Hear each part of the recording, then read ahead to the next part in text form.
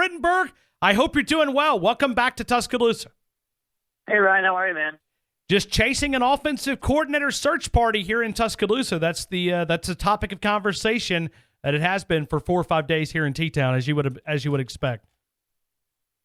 Yeah, no, obviously one of the more high-profile positions, assistant coaching positions in the country, position that's had some success as of late.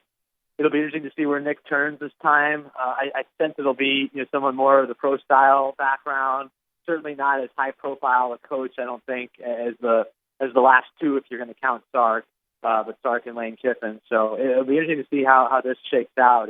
We've had a kind of elongated assistant coach cycle after a pretty quiet head coaching cycle in this year. Yeah, it seems to be obviously a major discussion, but you said it there in the opening verbiage of what you just said. They're looking at more of a pro set. I mean, I think that's obvious by the searching names that we've heard. He wants to go back to that, and Nick Saban's been quoted before by saying that he wants to go back to the pro set, and this time it looks like he really means it because he's going to go out and hire a true pro set type coordinator.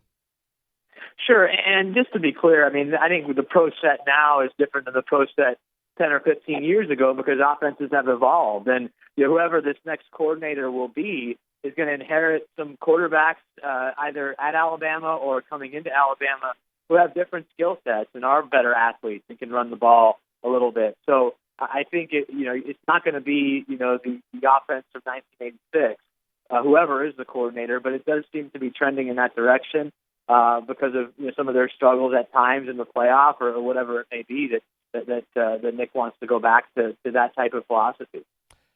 Brian DeBall is a name that's been the buzz here locally for several days here in Tuscaloosa.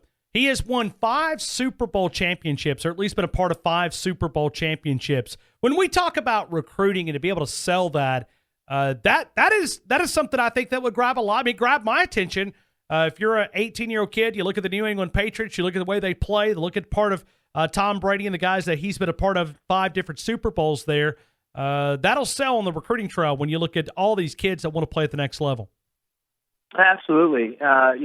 And the thing that New England has done is they've taken certainly receivers and running backs who aren't the most decorated players and developed them into very capable players and in some cases star players. They've obviously had a star quarterback throughout that time, but that's going to be appealing to play for somebody who has been around Tom Brady, who also has seen these receivers come out of nowhere at times and become very valuable contributors on championship teams. And that's the biggest thing, is that anyone you bring in from New England understands what it takes to be elite year in and year out. You're not going to win a championship every year, but you're going to get in the hunt.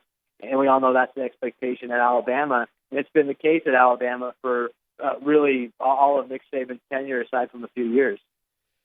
Let me ask you the biggest challenge right now facing college football as we travel throughout this offseason. What are you and I going to be talking about as we travel throughout the offseason? One of those major conversations that Adam Rittenberg, as he joins us right now from ESPN, what are some of those off-season topics going to be like maybe that you're focused in on? Wow, it's a broad question. I just looking at the top 25 or our projected top 25, there aren't as many questions at quarterback around college football this year. A lot of starters that are coming back. Certainly some conferences face some questions. Who's going to emerge in the Big Ten? Who's going to emerge in the Big 12? There's some important coordinator changes going on around the country. Not as many head coaching changes. There's going to be a very robust hot seat entering the year, especially in the SEC. That's something that will be talked about, as a lot of coaches, I think, have to win this year to ensure that they'll be back in 2018. But and then some of the changes that are happening in recruiting with an early signing date coming, likely early official visits will be coming. The 10th assistant coaches. There's some important changes that affect everybody in the sport that are on their way. Do you see this 10th coach passing?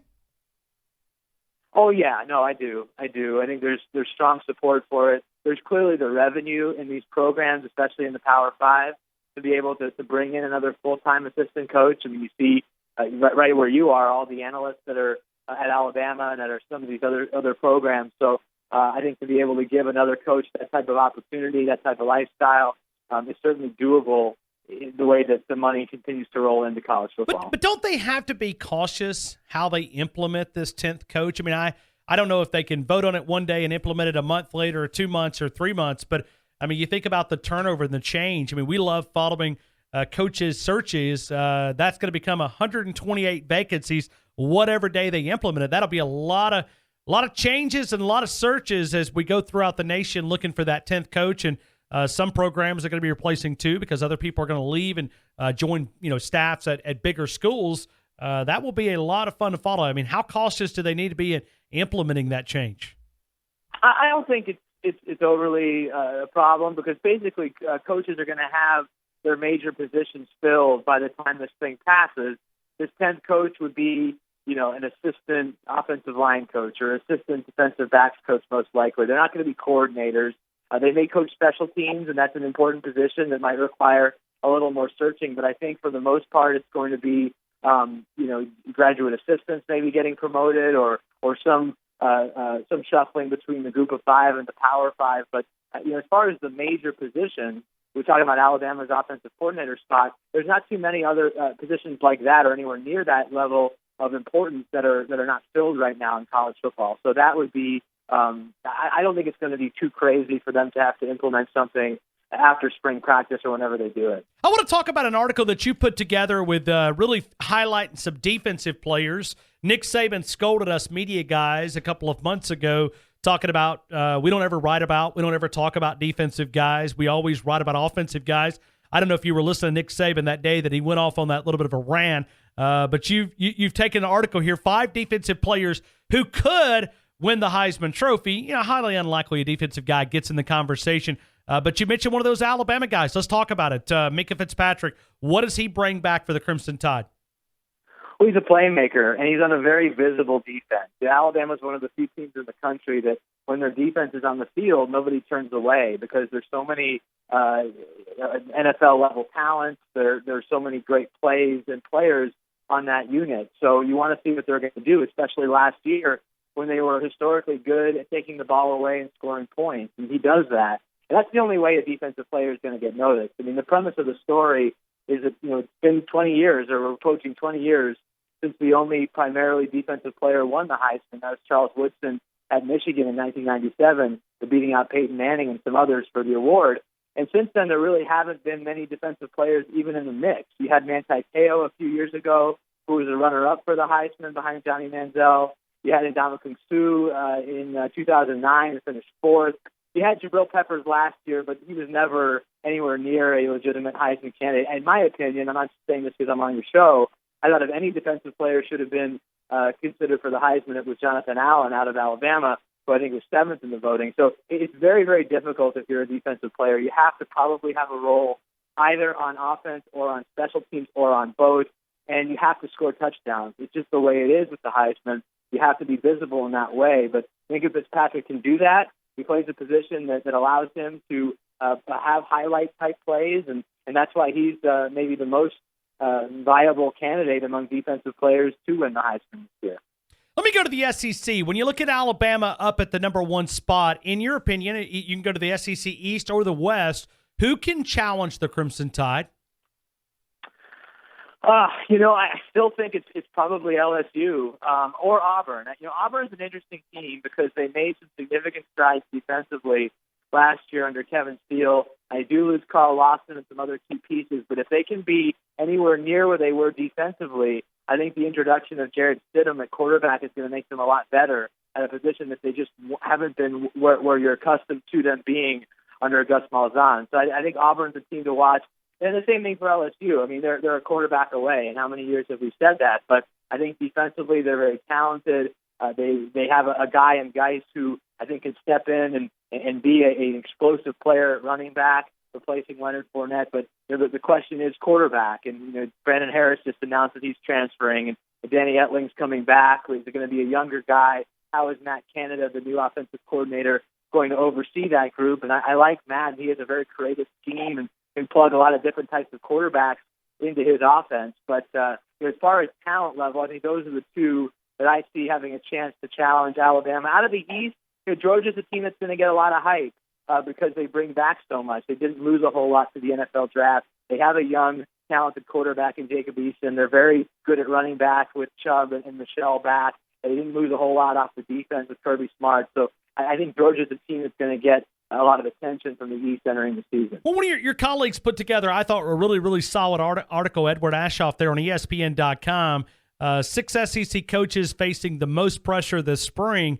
2017 may be the year of the hot seat coaches because this year not as much. Next year, there's a lot of coaches that have got to win games to please their fan base. A lot of coaches. Right. No, yeah, there are. And Ryan, I mean, this past year was really the year of the buyout.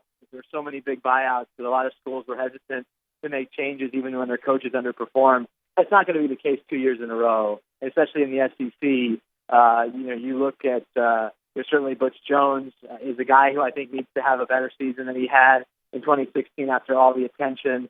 Kevin Sumlin ended poorly again after a great start. So, if they start 7-0 or 8-0, no one's going to care because it's about how they finish the season because they finished so poorly the last 3 or 4 years. Gus Malzahn, I think, is a coach who has to take it to the next level this year. And, who knows, Brett Bielema, Hugh Freeze, there's a lot of coaches in the SEC who I think need to have improved seasons in order to ensure a 2018 return. But it's always like that in the SEC. It's always like that in many Power 5 conferences. But after a year with so few Power 5 vacancies, you're going to see the potential for a lot more this coming season. As I look at all those names that we mentioned there in that article there on ESPN.com, there's one common characteristic between all of them: Nick Saban. Nick Saban has in a lot of ways, he's created the unemployment line in the SEC. I mean, I'd love to go back and really study how many coaches have been able to leave. I mean, just within this state. I mean, we could count several and even put another one on the hot seat. Nick Saban, the Nick Saban block, the Nick Saban effect when the SEC, there's a lot of success here in Tuscaloosa, but somebody's got to give up the wins. A lot of these coaches, if they could find a way to beat Nick Saban, you look at Les Miles. You find one win in the last 4 or 5 years, and he makes it to Atlanta, we're probably still talking about Les Miles down in Baton Rouge as it is Coach O's there. Sure. No, I mean, obviously Nick Saban's made it a lot tougher, but so is just the general money that's coming into the league and how much these coaches are getting paid. And certainly he has a role in that as far as driving up salaries, but expectations have always been high. I don't know necessarily if you have to beat Nick Saban, but if you're not going to beat Nick Saban, you have to compete with him in recruiting and on the field. But then you also have to win your other games. You can't finish the season poorly against teams you should beat, like Texas A&M did this year, like Arkansas did this year. That creates a lot of angst entering the off season. It really is how you finish. And so if you're not beating Alabama, you have to find a way to finish strong, win your bowl game, play for something meaningful at the end of the year, and then use that in momentum in recruiting the following February. So he definitely has an effect. I don't know how many coaches you can say he's fired because of his success, but I think coaches are under a lot of pressure because if they know how unlikely it is they're going to beat him on the field, which then puts more pressure on them to win their other games in conference.